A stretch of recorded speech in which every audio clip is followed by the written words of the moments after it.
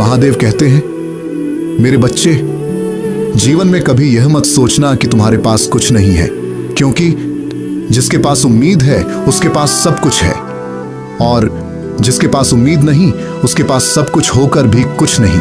याद रखना, नदी कभी यह नहीं सोचती कि रास्ते में कितने पत्थर हैं, वह बस बहती रहती है और एक दिन समुद्र तक पहुंच जाती है।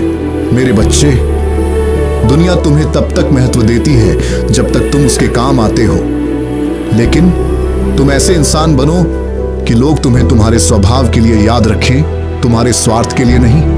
महादेव कहते हैं, किसी का दिल जीत लेना 1000 बहस जीतने से बड़ा होता है, क्योंकि तर्क रिश्ते नहीं बनाते, व्यवहार रिश्ते बनाता है। मेरे बच्चे, यदि कोई तुम्हें समझ नहीं रहा तो दुखी मत होना, क्योंकि अच्छी किताबों को भी हर व्यक्ति नहीं समझ पाता। याद रखना, हर चमकती हुई चीज सोना नहीं होती और हर मुस्कुराता हुआ इंसान खुश नहीं होता। इसलिए लोगों के चेहरे नहीं, उनके दर्द समझने की कोशिश करो। महादेव कहते हैं, सबसे सुंदर इंसान वह नहीं जिसका चेहरा सुंदर हो, सबसे सुंदर इंसान वह है जिसका हृदय दया से भरा हो।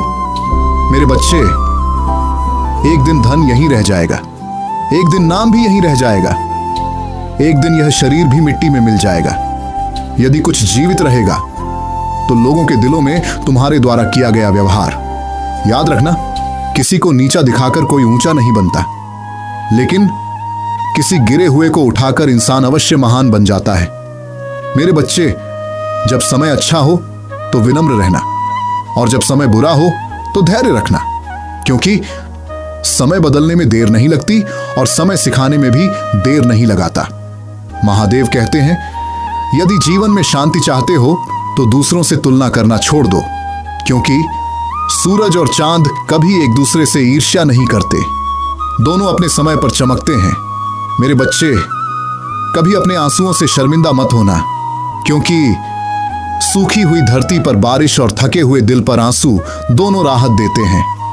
महादेव का अंतिम संदेश, मेरे प्रिय बच्चे,